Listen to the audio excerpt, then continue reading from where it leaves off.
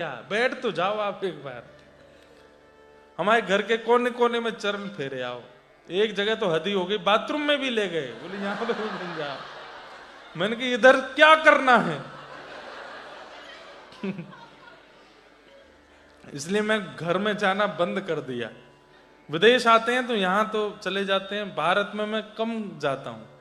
फिर वो स्वार्थ दिखता है ना कि भाई ये तो ये सोचते हैं कि कुछ है इनके पैरों में, कुछ है इनके पास, ये बैठ जाएंगे कर जाएंगे, हमारी हमारी कमाई होती चले। ऐसा नहीं।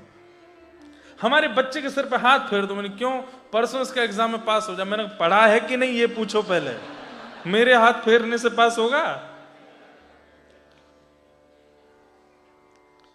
कभी स्वार्थ से किसी को, किसी वैष्णव को घर नहीं। हाँ इसलिए बुलाओ कि इनके आगमन से शायद हमारा भजन में प्रेम बढ़े, शायद शायद श्री जी के प्रति और प्रीति हो जाए। गालव ऋषि को दृष्ट बुद्धि ने अपने घर बुलाया और बैठे थे गालव ऋषि, तो चरणों में प्रणाम करते हुए कहा,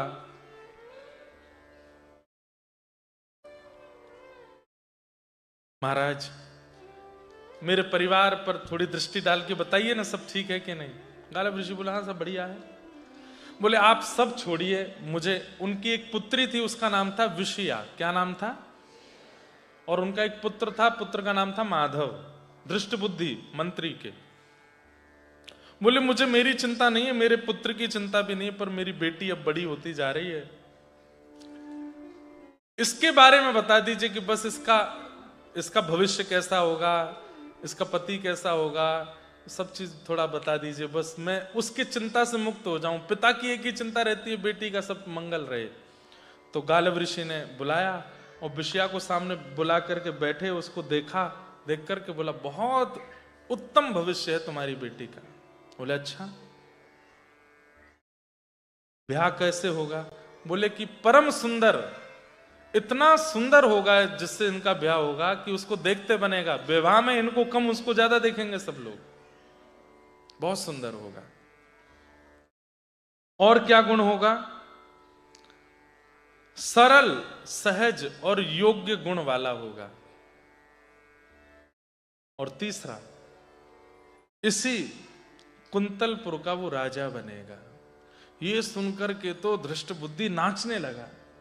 मैं जिस नगर का मंत्री हूं उस नगर का भावी राजा मेरी बेटी से ब्याह करेगा? अरे महाराज, गालव ऋषि के चरण में पड़ गया, चंदन लगावे, कभी दक्षिणा लाके देवे, सोने के आभूषण पहनावे। वाह महाराज जी आपने तो कृपा, मतलब मेरी पुत्री कुंतलपुर की महारानी होगी। बोला हाँ ये राजा से ब्याह करेगी। दृष्ट बुद्धि की पत्नी बैठी थी, बोले कि महाराज जी संसार में सब में गुण ही नहीं होते, अवगुण भी होते हैं, कुछ अवगुण भी बता दीजिए। तब गालव ऋषि कहते हैं तुम्हारे जो जमाई होंगे, मतलब तुम्हारी बेटी जिनसे ब्याह करेगी, उससे तुम्हारी बिल्कुल नहीं बनेगी। मतलब दृष्ट बुद्धि, तुम अपने होने वाले दामाद को बिल्कुल पसंद नहीं करोगे, और वो तो तुम्हारे प्रति फिर भी भाव रखे, पर तुमको वो बिल्कुल प्रिय नहीं। तो दृष्ट बुद्धि बोले ऐसा कैसे हो सकता है? मैं कुंतलपुर का मंत्री हूं, मैं जिस राजा के सदैव अधीन रहता हूं, उस राज पदवी पर अगर मेरे दामाद बैठे तो मैं उनसे बैर कैसे कर सकता हूं? बोले तुम्हारे दामाद से बनेगी नहीं। दूसरी बात, तुम्हारी बेटी के विवाह में एक अड़चन आएगी और वो अड़चन तुम ही होगे, तुम ही नहीं होने दोगे ब्याह। पूरे प्रयास करोगे, एड़ी से चोटी तक जितनी ताकत लगा सकोगे अपनी बेटी के ब्याह को रोकने की, सब करोगे तुम। अब परिवार के सब लोग दृष्ट बुद्धि को देखें। दृष्ट बुद्धि बोले मुझे तो समझ ही नहीं आ रहा है, ये आप कैसी बात कर रहे हैं? गुण और अवगुण का मेल ही नहीं हो रहा है। आपने जो गुण बताए वो अवगुणों से मिल नहीं रहे हैं।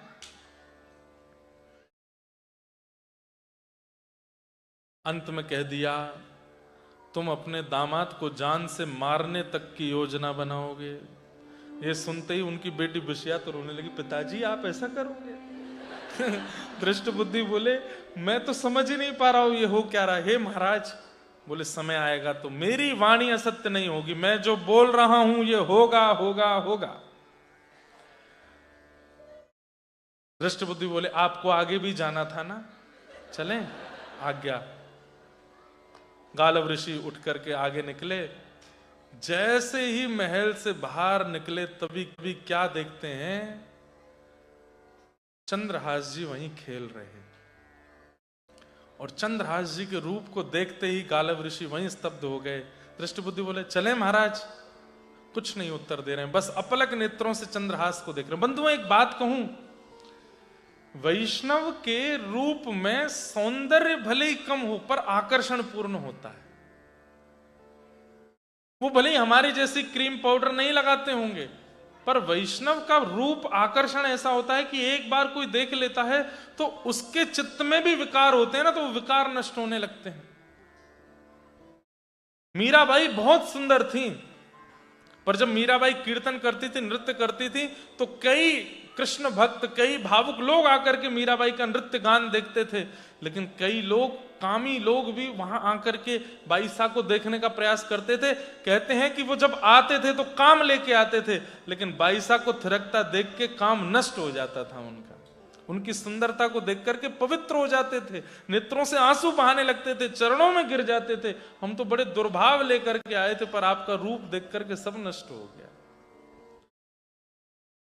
कृष्ण भजन, कृष्ण भक्ति यदि चित्त में होगी तो आपको देख के, आपसे मिलके, आपसे बात करके सामने वाले के चित्त में संसार का भाव आएगा ही नहीं, ठाकुर जी का ही भाव आएगा। गालव ऋषि बोले, दृष्टबुद्धि बोले महाराज क्या देख रहे हैं? बोले ये बालक कौन है? तो दृष्टबुद्धि तो जानते ही नहीं, मंत्री कहां जाने कौन दासी पुत्र क्या। बोले पता नहीं महाराज कौन है, ऐसी घूमता रहता। तो दृष्टबुद्धि का बेटा माधव आया, पिताजी भूल गए ये बालक कौन है? बोले कौन? अरे केरल देश की एक दासी आई थी हमारे घर में, बचपन में काम करती थी, जब ये बहुत छोटा था उसके प्राण चले गए थे। हाँ हाँ हाँ हाँ, एक दासी आई थी। बोले हाँ ये उसी का ही बेटा है, दासी पुत्र है। महाराज दासी पुत्र है, कोई विशेष बात? गालव ऋषि हंस करके बोले एक दिन कुंतलपुर का राजा बनेगा ये।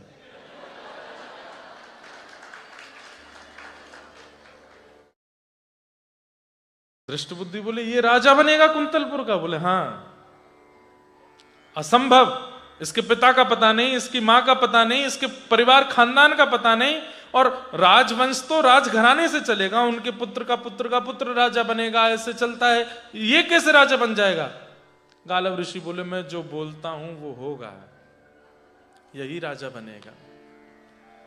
दृष्टबुद्धि बोले पहले मुझे विश्वास था कि इनकी वाणी सत्य होती होगी, लेकिन अब ये जो भी बोल रहे हैं मेरे को लग रहा है कि इनकी वाणी से सारी शक्ति जा चुकी है। बुलाया चंद्रहास को, इधर आओ। चंद्रहास दौड़ करके गए। गालव ऋषि ने जैसे ही देखा, हाथ फिर के नेत्रों से आंसू आने लगे गालव ऋषि के।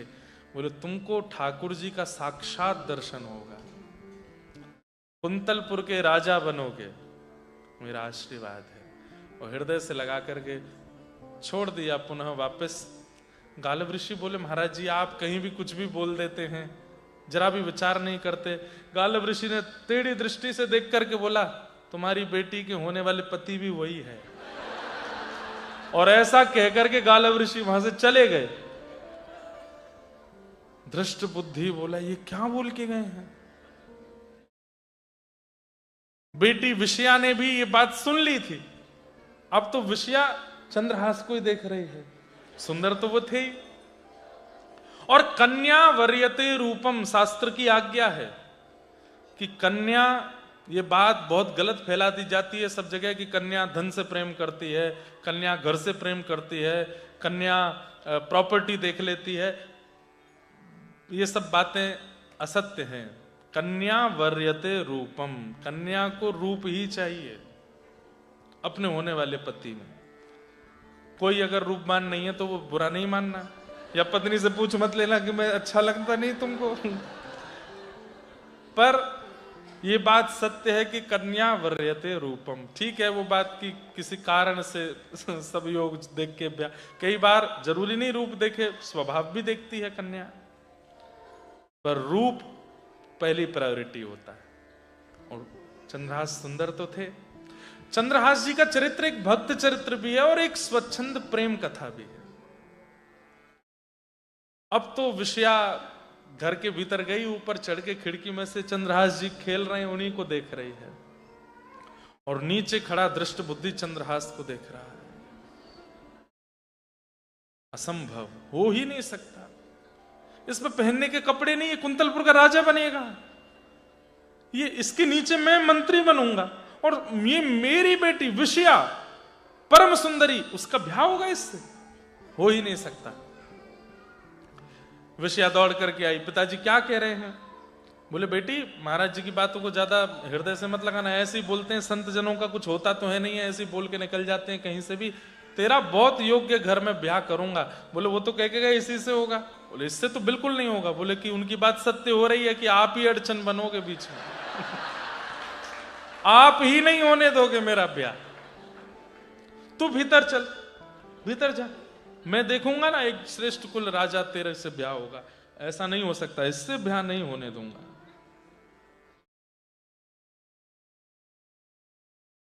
चंद्रहास जी अपने ठाकुर जी की सेवा करते हैं और खूब प्रेम से बस भजन करते हैं, पूरे नगर के लोगों को संकीर्तन कराते हैं, खूब आनंद में नाचते हैं, गाते हैं। उनके उस संकीर्तन को सुन करके, उनके उस रूप को देख के, उनके उस भाव को देख करके सब आनंदित हो जाते हैं, सब नृत्य करने लगते हैं।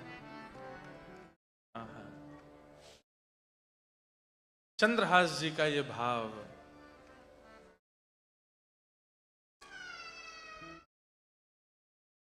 अरे ऐसो हाँ ऐसो, सब जगह जाकर के चंद्रहास जी मानो यही गाते हैं, अरे ऐसो चटक मटक सो ठाकुर, तीनों लोकन हूँ मैं ना, ऐसो चटक मटक सो ठाकुर, तीनों लोकन हूँ मैं ना, लोकन हूँ मैं नाय, तीनों लोकन हूँ मैं नाय, हाँ लोकन हूँ मैं नाय, तीनों लोकन हूँ मैं नाय, अरे हाँ लोकन हूँ मैं नाय, तीनों लोकन हूँ मैं नाय, हाँ लोकन हूँ मैं नाय, तीनों लोकन हूँ मैं नाय। अरे ऐसो हो ऐसो हो ऐसो चटक मटक सो ठाकुर, तीनों लोकन हूँ मैं ना, ओ ऐसो चटक मटक सो ठाकुर, तीनों लोकन हूँ। श्री वृंदावन बिहारी लाल की, करताल बजा के गाओ।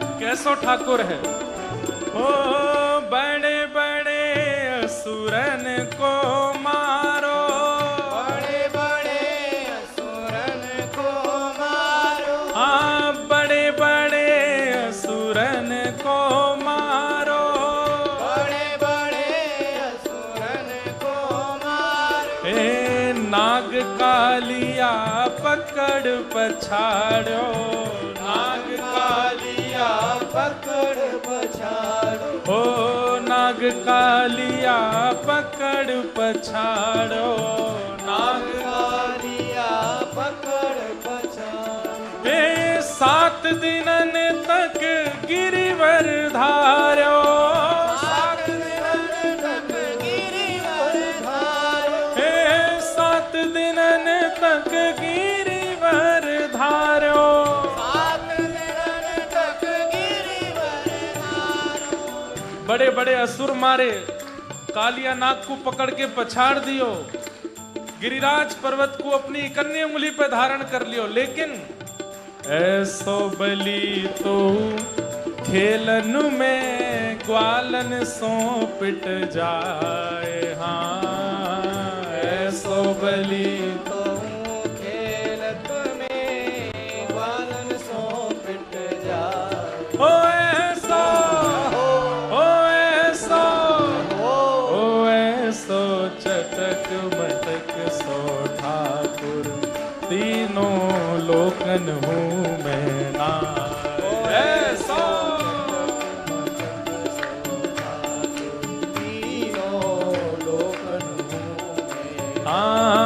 ऐसो चटक मटक सो ठाकुर, तीनों लोकन हूँ मैं ना। ऐसो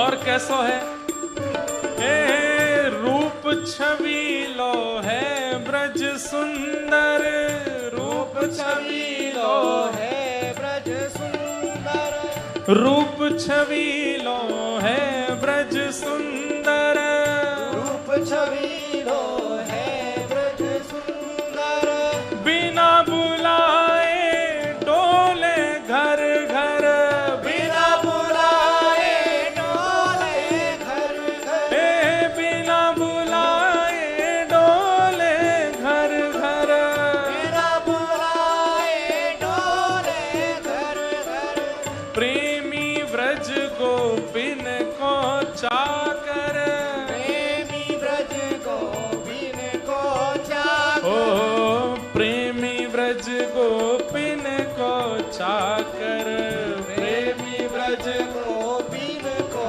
चाकर। ऐसो प्रेम बढ़्यो माखन की चोरी करके खाए। ऐसो प्रेम बढ़ो माखन की चोरी करके खा। ओ ऐसो,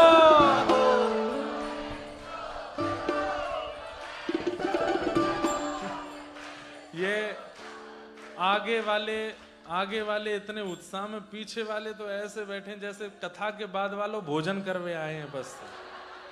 अरे भैया 2 दिना के काजन एक प्रेम थे, भाव थे, उल्टे सीधे गाने आपके ऑस्ट्रेलिया में बसते, उसमें तो ऐसे थिरक के नृत्य करते हो। ठाकुर जी को संकीर्तन है रोवा में भाव से, खूब प्रेम से भुजा उठा के, हो ऐसो, हो ऐसो, हो ऐसो चटक मटक सो ठाकुर, तीनों लोकन हूँ मैं नाय। ऐसो चटक मटक सो ठाकुर, तीनों लोकन राधे राधे गोविंद गोविंद राधे, राधे गोविंद गोविंद राधे, हे राधे राधे गोविंद गोविंद राधे, राधे राधे गोविंद गोविंद राधे, गोविंद राधे गोपाल राधे, गोविंद राधे गोपाल राधे, गोविंद राधे गोपाल राधे, गोविंद राधे गोपाल राधे, भजो गोविंद राधे गोपाल राधे, गोविंद राधे गोपाल राधे, हे भजो गोविंद राधे गोपाल राधे, गोविंद राधे गोपाल राधे, हे भजो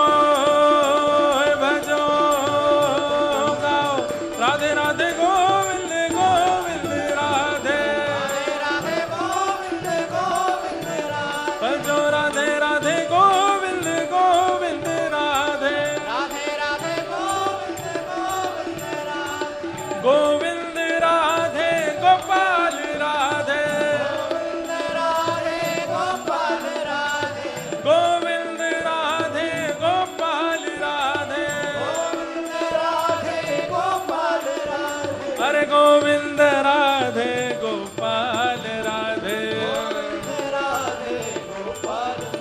हरि गोविंद राधे गोपाल राधे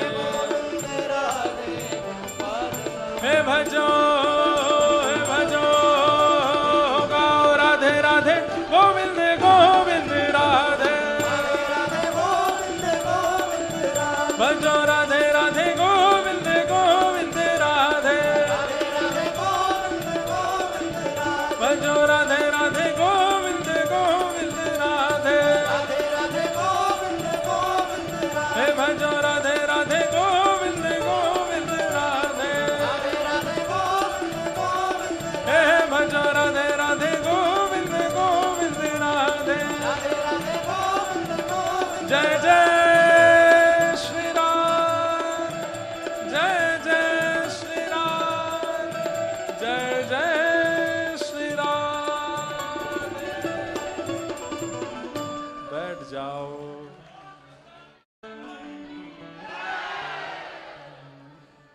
होए सो आए सो होए सो चटक मटक सो ठाकुर तीनों लोकन हूँ मैं नाए सो चटक मटक सो ठाकुर तीनों लोकन हूँ मेरा।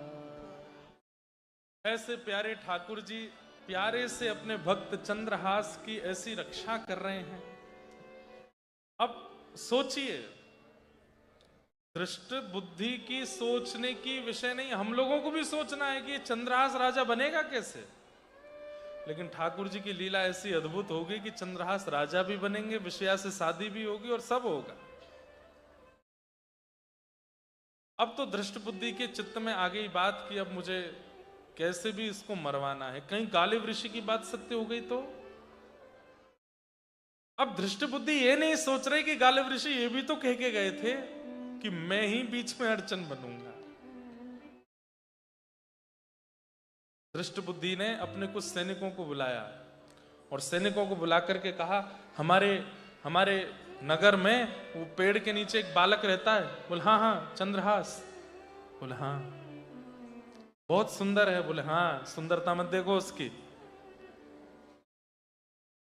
क्या करना है। बोले उसको कैसे भी ले जा करके वन में जाके उसको मार दो, उसके प्राणों का हरण कर लो।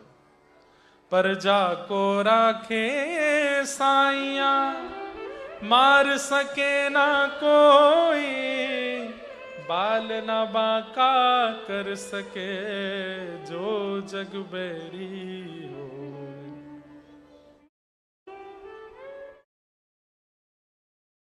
सैनिकों को कहा तो सैनिक बोले ये काम सरकारी है या गैर सरकारी। तो दृष्ट बुद्धि बोले गैर सरकारी काम है, किसी को पता नहीं चलना चाहिए कि तुमने उस बालक को मारा है। हम इस वेशभूषा में जाएंगे तो पता ही चल जाएगा। बोले कि रूप बदल के जाओ। मैंने सुना है वो चंद्रहास संतों को देख करके तुरंत चरण पकड़ लेता है, तुम संतों का वेश बना के जाओ। और राज्य के सैनिक हाथ में कमंडल, जटाजूट, पीले वस्त्र, त्रिपुंड आदि लगा करके अलक निरंजन करते हुए श्री राम सीताराम आदि आदि नाम जपते हुए निकलने लगे। चंद्रहास जी जहां पेड़ के नीचे बैठ करके कृष्ण कृष्ण पिता, कृष्ण माता, कृष्ण प्राण, कृष्ण सर्वस्व, ऐसा ही यही भजन था उनका। जैसे ही निकले, संतों को जाते हुए देखा, चंद्रहास जी ने तुरंत उनका मार्ग रोक लिया। अरे अरे अरे जय हो भगवान, प्रणाम स्वीकार करें, दंडवत प्रणाम। एक एक महापुरुष को दंडवत प्रणाम, लेट लेट करके प्रणाम कर रहे हैं। वे जो सैनिक चंद्रहास जी को मारने गए थे, चंद्रहास जी को देखते ही छोटे छोटे हाथ, छोटे छोटे चरण, ऐसी सुंदर मुस्कान, और जैसे वो प्रणाम कर रहे थे उनके नेत्रों में एक अलग प्रकार का आकर्षण था चंद्रहास जी के। क्यों? ऐसे भक्तों के चित्त में ठाकुर जी बैठ जाते हैं आके, इसलिए वो आकर्षक लगने लगते हैं, आकर्षित लगने लगते हैं।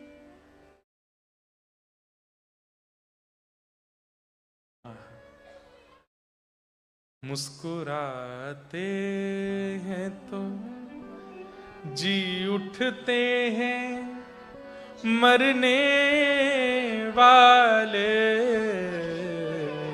मुस्कुराते ठाकुर जी कैसे हैं? हो तो जी उठते हैं मरने वाले। अरे कोई मर रहा होगा और उसी समय ठाकुर जी प्रसन्न हासारुणलो चलो लसत, ठाकुर जी मंद मंद मुस्कुरा जाते हैं तो उसकी मृत्यु भाग जाती है, जीवित हो जाता है। मुस्कुराते हैं तो जी उठते हैं मरने वाले। मुस्कुराते हैं तो जी उठते हैं मरने वाले। मुस्कुराहट ही तेरी, मुस्कुराहट ही तेरी करती जीते जी मरण। पाग टेढ़ी सिधरे वापे मोती लटकन। पाग टेढ़ी सिधरे वापे मोती लटकन। अरे डोले व्रज कुंजों में, डोले ब्रज कुंजों में। डोले श्री वृंदावन में, डोले श्री वृंदावन में। झूम के राधा रमन। पाग टेढ़ी सिधरे पाग। ऐसे सुंदर श्याम सुंदर जिस भक्त के चित्त में आ जाते हैं वो सुंदर दिखने लगता है। अब चंद्रहास जी ने उन सैनिकों को जब संत जान के प्रणाम किया तो उन सैनिक, अब एक सैनिक सोच रहा है मैं तो इसको नहीं मारूंगा, कितना सुंदर है, इसका रूप तो देखो, इसकी आंखें तो देखो, ये बोलता कितना प्यारा है। सब रसिकों संतों के यहाँ जा रहा है, आप मेरे इस चबूतरे पे बैठ जाओ, मेरा घर नहीं है, मैं यहीं रहता हूँ पेड़ के नीचे, यहीं बैठ जाइए ना, थोड़ी देर कीर्तन करिए, थोड़ा मुझे भी सिखाइए ना और कैसे कीर्तन करते हैं। अब ऐसा एक सैनिक नहीं सोच रहा है, दूसरा वाला भी सोच रहा है, बोले ये 3 मार देंगे, मैं तो नहीं मारूंगा इसको। तीसरा कह रहा है मैं नहीं मारूंगा, ये 3 मार देंगे। तीनों चारों यही सोच रहे हैं, लेकिन नहीं मारेंगे तो फिर वो मंत्री हमको दृष्टि बुद्धि मार देगा, क्या करें। बोले अरे इसके लोभ में मत आओ, रूप पे मत जाओ, लेके चलो इसको। चारों उसको लेकर के बोले अच्छा तुम एक काम करो लाला, हमारे आश्रम चलो, आश्रम चल के कीर्तन करेंगे। कहाँ है आपका आश्रम? बोले वन में है अंदर। अरे फिर तो बहुत आनंद आएगा, वन में चलूंगा, मैं आगे आगे चलूं, आप सब मुझको लेके चलो। नाचते गाते हुए जा रहे हैं, खूब आनंद और प्रेम, बीच बीच में रोने लगते हैं, मेरा कोई नहीं है ऐसा पूरी दुनिया कहती है, लेकिन देखो ना ठाकुर जी बीच बीच में रसिकों को भेज देते हैं, संतों को भेज देते, यही मेरा परिवार है। अब ये सब बातें उससे सुनकर के वो सैनिकों का हृदय पिघल रहा है। अच्छा एक बात, सैनिकों के पीछे तो और भी इन्होंने तो बहुत लोगों को मारा, वो भी इनके आगे ऐसी बातें करते होंगे, तब तो इनका हृदय पिघला नहीं। आज क्यों पिघल रहा है? क्योंकि एक वैष्णव बोल रहा है। हमारे पूज्य नाना जी से मैंने एक बार एक प्रश्न किया था कि हिरण्यकश्यप ने अनेक सैनिक भेजे प्रहलाद जी को मारने, और सुनने में आता है वे सारे सैनिक जाते और वहीं कीर्तन करने लग जाते, लेकिन जब हिरण्यकश्यप स्वयं गया उस पर कीर्तन का प्रभाव नहीं हुआ, क्यों? तो हमारे नाना जी बोले लाला स्विच बोर्ड में प्लग लगाओ तो तार में करंट आता है, अब उस करंट से स्पीकर जोड़ दो तो उसमें आवाज आने लगेगी, लाइट जोड़ दो तो प्रकाश हो जाएगा, पंखा जोड़ दो तो पंखा चल जाएगा, एसी जोड़ दो तो एसी चल जाएगा। लेकिन किसी फ्यूज बल्ब को कितना भी जोड़ो जलेगा? नहीं जलेगा। बोले जो बल्ब पहले से फ्यूज है उस पर कितना भी करंट देते रहो वो जलेगा? नहीं जलेगा। इसका मतलब किसी वैष्णव के संपर्क में आकर के आपके चित्त में वैष्णवता आ रही है तो समझ जाना कि आप फ्यूज नहीं हो। लेकिन अनेक वैष्णवों का संग करने के बाद भी, कथा सुनने के बाद भी, वृंदावन जाने के बाद भी, आचार्यों का दर्शन करने के बाद भी ये ऑस्ट्रेलिया के मैटेरियलिस्टिक वर्ल्ड में ज्यादा रुचि हो रही है तो समझो फ्यूज ही हो। अभी भी नहीं जले। अच्छा एक बात, व्यक्ति फ्यूज कैसे होता है? वैष्णव अपराध। जब किसी भक्त का अपमान करता है, जब किसी भक्त का अपराध कर देता है, तो भक्ति का करंट खूब लगा दो उसको, वो जलेगा ही नहीं। क्यों? अपराध किए बैठा है, मनसा वाचा कर्मणा वैष्णवों का निंदा की है, वैष्णवों का अपराध किया है, इसी के कारण फ्यूज हो गया है।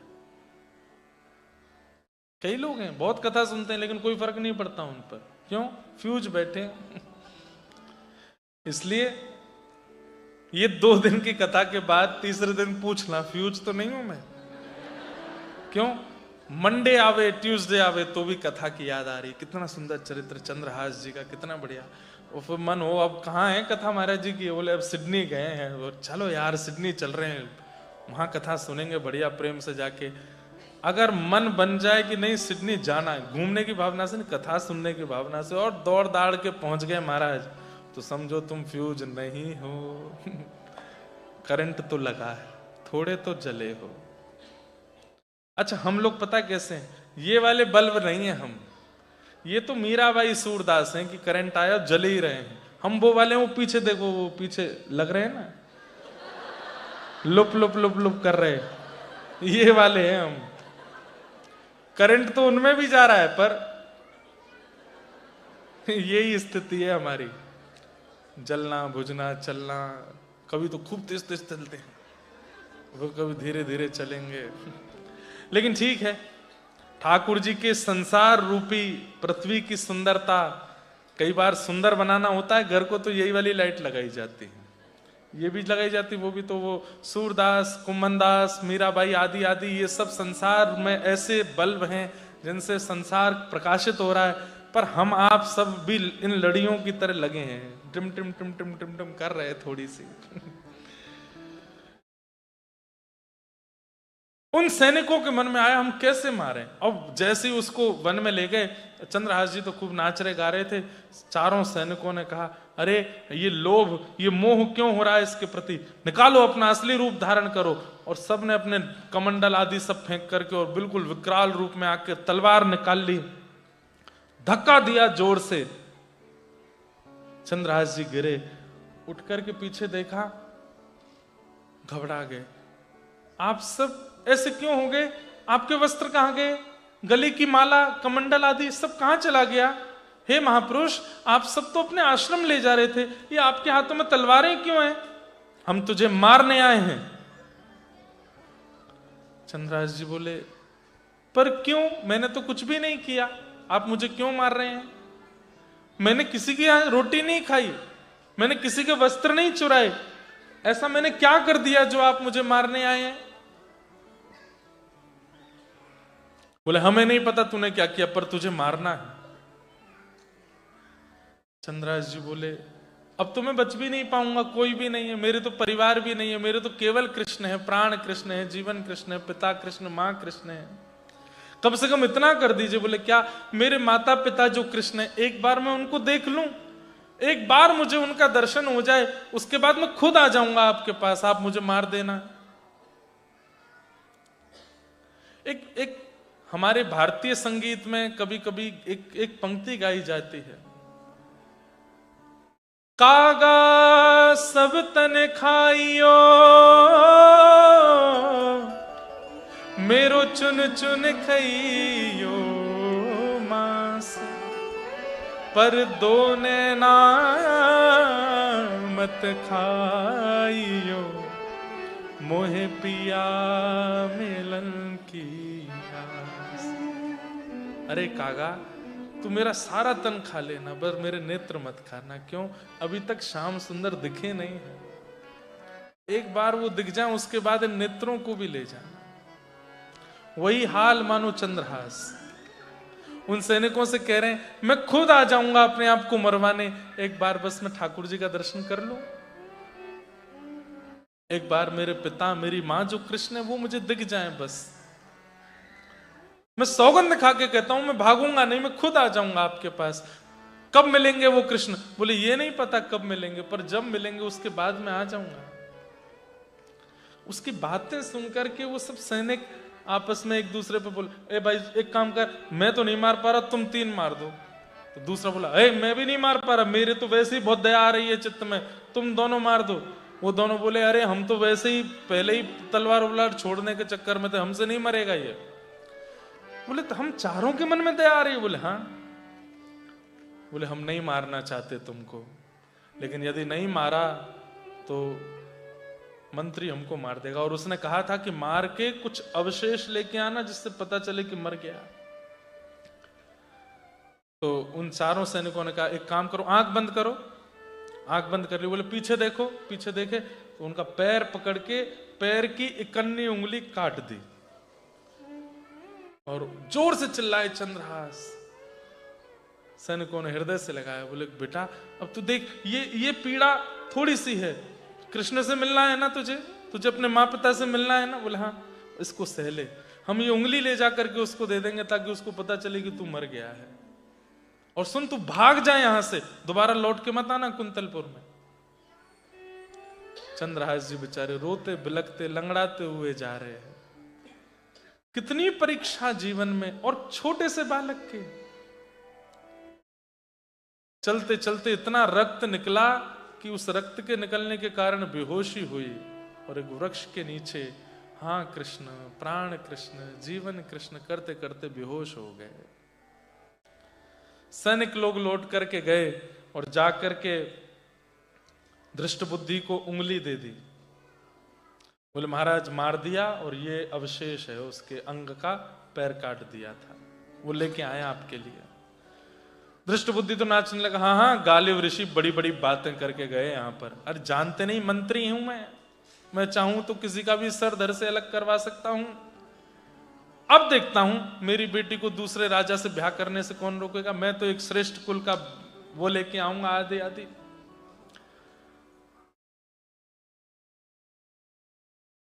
यहां दृष्ट बुद्धि प्रसन्न हो रहे हैं और वहां चंद्रहास एक पेड़ के नीचे कोसों दूर पड़े हैं। वहीं पास में जिस नगर में वो पहुंच गए थे, थोड़ी दूर जिस वृक्ष के नीचे पड़े थे, उसके पास का एक नगर था।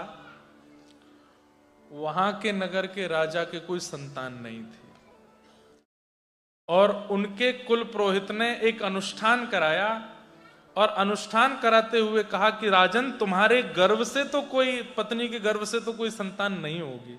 तो बोले तो एक यज्ञ करो, यज्ञ के बाद यज्ञ की सामग्रियों को जब तुम तालाब में, वन में तालाब में जाकर के विसर्जित करके जब तुम लौटोगे तब चारों दिशा में देखते हुए आना, तब तुमको कोई एक अनाथ बालक मिलेगा जो श्री कृष्ण का परम भक्त होगा, वही तुम्हारा पुत्र होगा। ऐसा ही हुआ। वो राजा रानी खूब बूढ़े बड़े हो गए थे, उन्होंने एक यज्ञ किया। यज्ञ के बाद यज्ञ की सामग्रियों को तालाब में विसर्जित करने गए। जैसे ही लौट करके आ रहे थे तभी वहां एक वृक्ष के नीचे बेहोश अवस्था में श्री चंद्रहास जी पड़े थे। बोले गुरुदेव ने कहा था कोई अनाथ बालक मिलेगा। जल डाल करके देखा पैर से रक्त निकल रहा है तो कुछ उपचार किया। थोड़ी देर बाद जब उनको होश आया तो राजा ने तुरंत कहा, बेटा तुम्हारे पिता कौन? मेरे पिता कृष्ण है। तुम्हारी माँ कौन? बोले मेरी माँ कृष्ण है। तुम्हारा घर कहाँ है? बोले मेरे घर भी कृष्ण है, मेरे सर्वस्व कृष्ण है। समझ गए? बोले परम भक्त है। बेटा हम तुमसे एक प्रार्थना करें। बोले क्या? तो हमारे पुत्र बनोगे? बोले मैं कैसे पुत्र बन सकता हूं, मैं तो कृष्ण का पुत्र हूं। बोले तुम कृष्ण के पुत्र हो ये बात हम मानते हैं, पर तुमको उनके लिए घर भी तो चाहिए, आसन भी तो चाहिए, तुम्हारे सेवा के शालिग्राम जी तुम्हारे हाथ में लगे, इनके लिए भी तो सब व्यवस्था चाहिए। बोले हाँ तुम्हारी पूजा पाठ की सारी व्यवस्था हम कर देंगे, रहने खाने पीने की सारी व्यवस्था हम कर देंगे, बस तुम हमको गलती से माता पिता बोल दिया करना, तुम्हारे भजन में हम विक्षेप नहीं डालेंगे और तुम बस हमको माता पिता मान लेना। बोले ठीक है। और ऐसा कहकर चंद्रहास जी उस राजा के साथ चले गए और पूरे राज्य को इकट्ठा करके अगले दिन राजा ने घोषणा की, दूसरे नगर का राजा, अभी कुंतलपुर के राजा बनेंगे, कैसे बनेंगे वो मैं कल सुनाऊंगा। राजा ने घोषणा करते हुए कहा कि अब आप सब लोगों को घबराने की आवश्यकता नहीं। आप सब चिंतित थे कि हमारे राजा का कोई वंशधर नहीं है, पर मुझे मेरा वंशधर मिल गया। मैं आज उसका राज्य अभिषेक कर रहा हूं। और तभी सिंहासन पर बैठा करके श्री चंद्रहास जी का अभिषेक करते हुए पूरे राज्य को उन्होंने अपना वंशधर बता करके घोषणा कर दी। इस प्रकार से श्री चंद्रहास जी एक राजा के राजकुमार बने। गोल्ड कोस्ट में रोलर कोस्टर है, लेकिन इतनी खतरनाक रोलर कोस्टिंग कहीं नहीं हो सकती जैसी ठाकुर जी जीवन में चलाते हैं। कई बार कई लोगों के, केरल देश में जन्मा, राजकुल में जन्मा, दासी पुत्र हो गया, पेड़ के नीचे रहने लगा और अब जाकर के फिर से कहीं का राजा बन गया। अभी राजकुमार बने, राजा तो कल बनेंगे। तो अब इसके आगे का जो प्रसंग है, क्योंकि मैं प्रारंभ करूंगा तो मुझे पूरा ही करना पड़ेगा, तो वो मैं कल सुनाऊंगा। इसके आगे के प्रसंग में कल प्रवेश करेंगे और ठाकुर जी कैसे इनको मिलेंगे। अभी तो इनका विवाह होगा और दृष्ट बुद्धि के जीते जी होगा। कैसे होगा, कैसे ठाकुर जी, और ये कथा सुनकर के ठाकुर जी खूब प्रसन्न हो रहे हैं। अर्जुन बार बार ठाकुर जी को प्रणाम कर रहा है, जय हो, क्या रचना करते हो किसी किसी के जीवन की, कैसी रचना करते हो। ठाकुर जी बोले आगे सुनना, अभी और आनंद आएगा। ऐसे चंद्रहास जी को हम बारंबार प्रणाम करते हैं। उनका पावन चरित्र, शेष चरित्र हम लोग कल सुनेंगे। आप सब लोग लेट मत करना आज की तरह, हाँ, कल समय से आना सब लोग। कल प्रेम और भाव से हम लोग खूब आनंद करेंगे।